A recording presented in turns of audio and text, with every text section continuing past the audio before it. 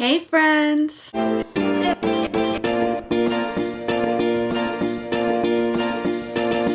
Today is the week 34 update, and there's only 6 weeks left to go until our due date. Obviously she could come several weeks before, not several weeks after, but I don't think they'll let me get that far before they'll insist on an induction. But the point is that the best guess that we have for when she might come is only 6 weeks away. And when I think about it in terms of like when I was 6 weeks along, it felt like it would be a lifetime yet to go before I got to my due date. And yet here we are on the flip side of that, and it feels like 6 weeks is nothing at all.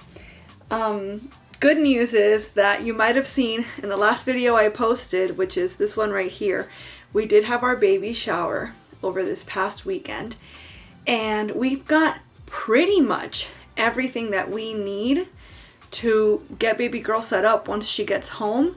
The only exceptions that we still really need to handle, one in particular, is we do not have a car seat, infant or otherwise, because I don't know what's out there anymore.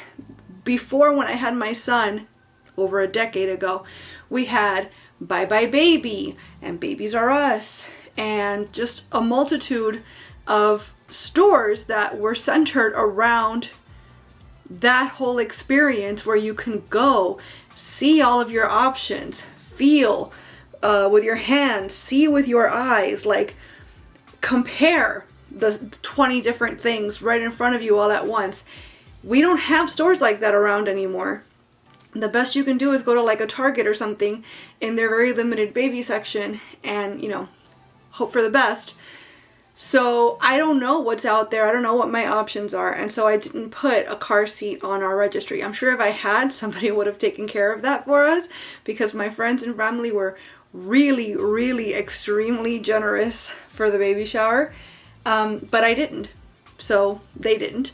So my bad entirely. I gotta hurry up and get on that, because we literally cannot bring little girl home without that. And then the only other thing that we need, or big thing I guess that we need that we don't have, is like a stroller.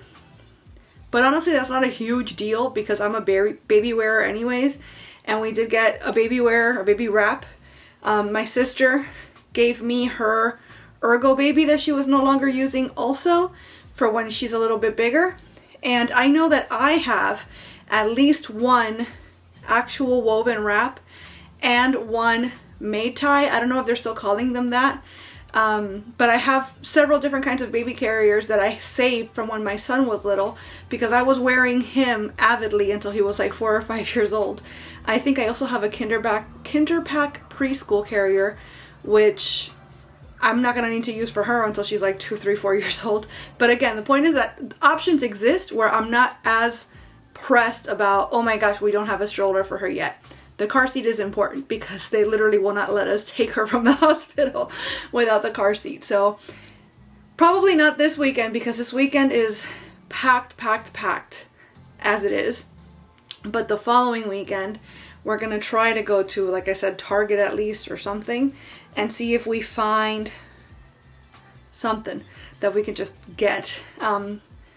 Obviously, I'm concerned about safety.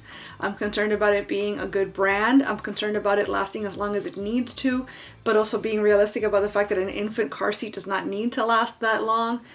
And then what do we do after she outgrows the infant seat, etc. So I feel like I don't just want to walk into any old place and pick the first thing I find, but I also feel honestly pretty lost as to what to do, which is why I've been kind of stuck without making a decision this whole time. Anyways, some other news. We had a scan a couple days ago, and in this scan they let me know baby is not BREECH anymore. Thank goodness. She had an extremely active day that day, and I don't know if she might have flipped back to BREECH that very day that we got the scan where they told us that she wasn't anymore, because I'm still feeling her loads more than I was even last week, but not as much as I did on that first day where they said, hey, she's not BREECH anymore. So I don't know what's going on. I'm trying not to stress it too much. We were supposed to have a non-stress test the same day as the scan, but there wasn't a doctor on site to read the test results. So they told me, when you see your doctor on, today, because today I have an appointment, ask her, how are we going to do this? Because maybe they want to do the NST today then, or maybe they'll just schedule it for whenever I come in for my next scan, which I'm not sure when that's going to be. I still want to ask the doctor, why exactly is it, like, what are they trying to see or determine by having so many scans and so many NSTs right now, seeing as I don't have a diagnosis of gestational diabetes, I don't have a diagnosis of preeclampsia, I don't have anything like that going on. So what is the rationale, motive, justification for wanting all these scans or kind of insisting on all these scans? But all that to say, I was supposed to have my first regular, like weekly NST this week, and so far that hasn't happened, because even though I was scheduled for it and showed up for it, they didn't have anybody available to actually like read the test once it was all said and done. So I guess today, during my appointment, we'll talk about that, and I'll let you guys know next week what the result of that conversation is. And even though I did get a breast pump, a really good breast pump, like basically the one that I wanted the insurance to cover for me, from the baby shower, I do want to follow up with the doctor today as far as like what is going on with the insurance, etc., and like how's that going, because if I could get a backup, or if I could even get like not a mobile one, but what do they call those? Like, is it a mobile one? Like the kind where you don't have to like be stuck to the wall or sitting on the couch to pump, a travel system? I don't know what they're called, but they have ones that are like hands-free basically. Maybe it's called a hands-free system. And if I could get a good one covered, then why not? So I kind of want to know what's going on with that, because the last I heard was like weeks ago when I said, this is what they need from you as far as like justification to cover a pump that's over $30. And she told me then, okay, cool, the office is working on it. I haven't heard anything from the insurance, I haven't heard anything from the medical supply, and I haven't heard anything from the doctor's office. So kind of want to see what's going on with all that. And then I guess the last thing, yesterday I had a headache all day long, and it almost felt like a migraine. I get cluster migraines, and I've somehow been spared the entire pregnancy. I haven't gotten a single migraine all pregnancy long. And I used to get them several times a week for most weeks. So pretty much on any given day, you can kind of bet that I was having some sort of pain. And it's been a long time that I've not experienced that. But yesterday I started experiencing what feels like the beginning of a migraine. Interestingly, on the wrong side of my head, because my cluster migraines typically happen behind my right eye. It's like an ocular migraine. And since yesterday, I've had pain behind my left eye. And I've also had pain down the bridge of my nose. So it makes me feel almost like it's like I can't tell if it's a migraine or a sinus headache. It feels kind of like a migraine, but it's not strong enough for me to be like, oh, this is definitely a migraine. So I don't know if it's a matter of I'm tired. Even though I'm sleeping okay, I've pretty much moved into the couch, by the way, for the last 2 weeks, 3 weeks. I haven't even like been in my bedroom for that long, because I can't get comfortable in bed no matter what I do. So I've been sleeping on the couch, and it's gone okay. It's gone much better than the couch, than the bed. But even so, I've reached not quite first trimester levels of exhaustion, but pretty dang close. I'm having to nap at least once most days these days. As a matter of fact, I already napped once today, and it's about noon. So, but I don't know, again, if the headache is being caused by tiredness. I don't know if it's being caused by dehydration. So I've been running around the house. I have 3 of these. 2 of them are 40 ounces. They actually only hold about 34 ounces, something like that. And I have another one that's 30 ounces, but it actually only holds about 24 ounces. I don't know if I could, is that like something I could sue over? I don't know, misrepresentation. But at any given point, I have at least one of them filled, and I'm doing my best to get through at least 2 of them a day, which probably doesn't seem like much, but it's more than I'm used to drinking. So water's just gross to me these days, and it's a struggle. So I'm trying really, really hard to stay hydrated for myself and for my daughter. And that's the easiest way I could think to do it, is to just have water all over the house, so I have very little excuse.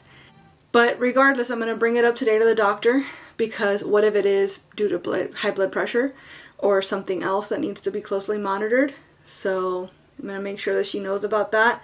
And again, whatever she says, I'll let you guys know, I guess, next week.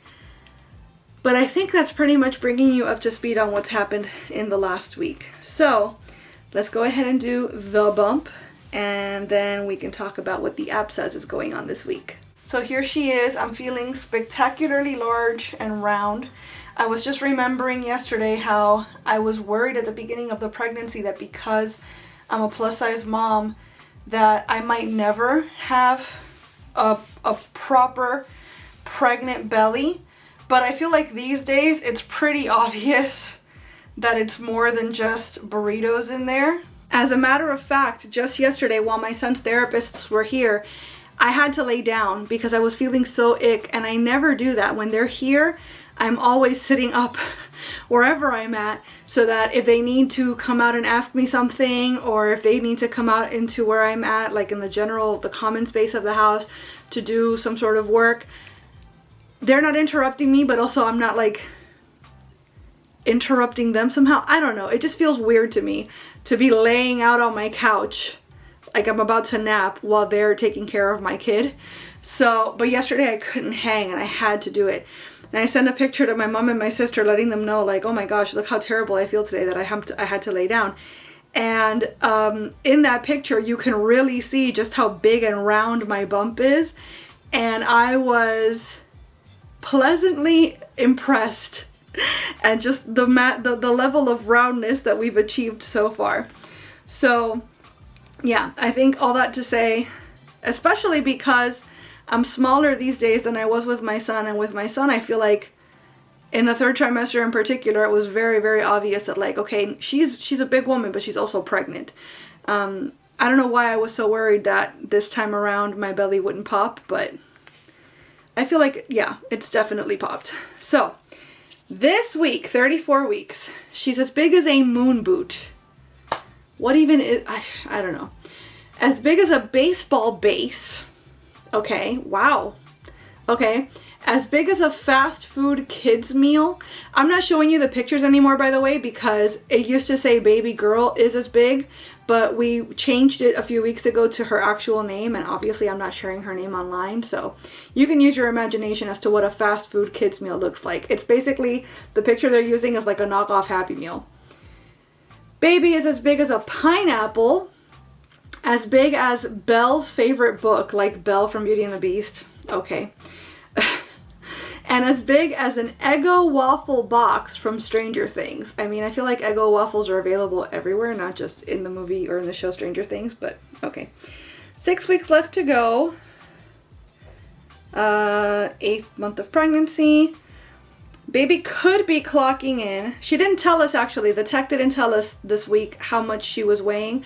But as I've said 1,000 times, ultrasound is never accurate, or it shouldn't be relied upon for weight in particular when it comes to measuring babies, especially towards the end, because there's so much going on in there that it's really hard to properly and accurately assess how much baby weighs. And yet, ironically, towards the end of the pregnancy is when doctors pretty much do rely on ultrasound to say, oh, baby's getting a little big, better induce, better have all these interventions, etc., etc. Anyways, point is, they didn't tell us this last time. They usually do, how much they guesstimate baby girl is weighing at any given point. But supposedly, according to the app, at this point she should be at about 5¼ pounds, and she could be as long as 18 inches. Wow. If she were a boy, this would be the time where her testicles would start to descend from the abdomen to the scrotum, but she is not a boy, so that obviously does not apply. Yeah, this is nuts. Your eyes do not deceive you. Your uterus is still growing. Every time, I don't know if it was yesterday or the day before, but I told my husband, I feel like every time I look down, I'm bigger. And I'm sure that that's not completely accurate, but I also feel like it can't be entirely inaccurate at this point. Not only can your vision seem blurry these days, but a decrease in tear production can have your eyes dry and irritated. I haven't felt the dryness or irritation, but I will say that just yesterday I was actually seeing stars at one point, like seeing spots, and that terrified me. But I was also sobbing for about 10 minutes straight because my straw rolled under the couch. I was having a really physically hard day yesterday, and it emotionally got to me. So I was having meltdowns left and right over, I now realize, and even then I realized were very, very small things, but I am not getting down on myself about giving in to the hormonal swings, because I know that I am hormonal and I can't help it, and if it feels good to release by crying, I'm going to cry. But yeah, point is that I was crying so hard, I think, that I started seeing spots. So interesting to think that it might not have been because I was upset, and it might have been just because my eyes are crap now during this stage of pregnancy. I don't know. Yeah, it says that your eyes can temporarily change their shape, making some women more nearsighted or farsighted than usual. That's super interesting. Happily, these changes are all temporary. Good. Do keep in mind that serious vision problems can be a sign of preeclampsia, so make sure to mention any vision changes to your practitioner. So I guess I have to let her know about all that. And then sleep schedule. Your baby closes those cute eyes when she snoozes and opens them when she's awake. Cool. The vernix is beginning to thicken this week before it starts shedding in the next few weeks. That's that kind of waxy stuff that covers their skin to protect them from the amniotic fluid. And that's pretty much it. Actually, interestingly, on the scan, that was one cool thing that we did get to see. We witnessed her breathing. So one of the things that they were looking for was a rise and fall of her abdomen, right? Her chest and her belly, because she is practicing breathing in the amniotic fluid and exhaling it, so that she's preparing basically she's to come on out and breathe on her own. And that's one of the things that they wanted to make sure she was doing this week, and she very much is. So thank goodness, whatever else is going on, she seems to be right on track, and I'm very, very happy about that. I think that's pretty much it for week 34. Next week, I don't have an OB appointment. I may or may not have a scan and or an ST, depending on what happens today. But I don't have an OB appointment. However, I do have another meeting with the doula. And I'm hoping that my husband could be there for that one. It is meant to be another virtual meeting, but he hasn't actually met her yet. He's told me that he doesn't love the idea of the doula because he feels like his territory is kind of being encroached, and I understand that. But my reasoning for the doula, first off, is so that she can focus on advocating with the doctors, like making sure the doctors and nurses are aware of what I want. And that way he doesn't have to do that, and he can just focus on being one-on-one with me. So actually, she's there to help him, not to encroach on his territory, but rather to leave space for him to do what I feel is more important, which is focus on me and my daughter, focus on our birth experience and be there, present in our birth experience, and let the doula handle the red tape stuff. But also, I was just talking to my sister about it last night, how like this whole, oh my gosh, she has to come out of me in a little while is getting really, really real. And my sister just had a VBAC, less than a handful of years ago. And so we were, comparing notes and whatnot. And she was telling me that one of the things that she didn't quite regret, but that could have been bad, is that she feels like she got her epidural a little too early because she kind of felt like she had to. They told her there's only one anesthesiologist around and he's about to go into surgery. So it's now or potentially never, because at the rate you're dilating, it's possible that by the time he's available again, you're going to be too far dilated for us to give you the epidural. So she said, oh, no, go ahead and give it to me now then. And it slowed down her labor a lot. Luckily, she was still able to dilate and she was still able to do her VBAC successfully.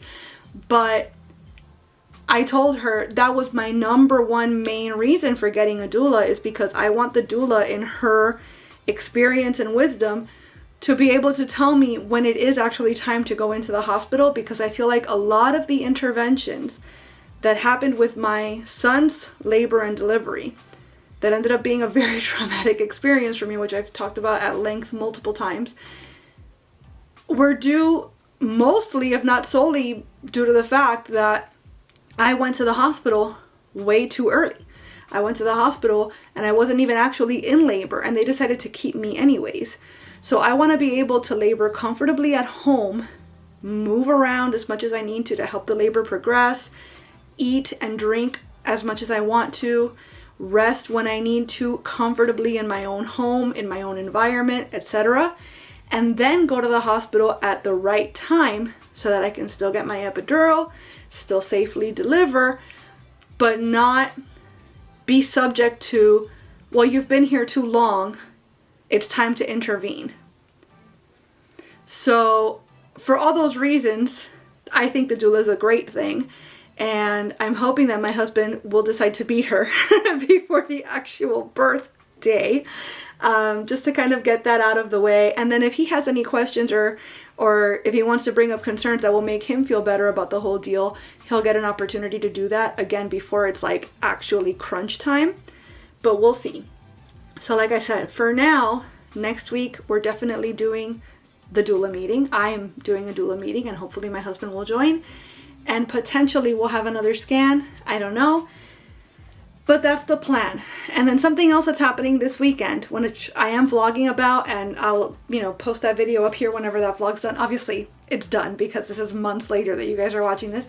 We're finally getting a new refrigerator because ours has been various degrees of broken for a long time, and we finally got to the point where the sales aligned and our frustration with our current fridge aligned in such a way that we said, this is it, this is happening, we're doing it. So we're picking it up tomorrow, and the timing is great because I'm going to start doing or trying to prep freezer meals so that I have some stuff already ready to go that's safe for me to eat for postpartum. So as I'm doing that, hopefully I'll get to record some of it and share that with you guys too. So you can look forward to that. But anyways, I've rambled on enough. Thank you for being here. Thank you for watching the week 34 update. And we will chat again really, really soon. Bye.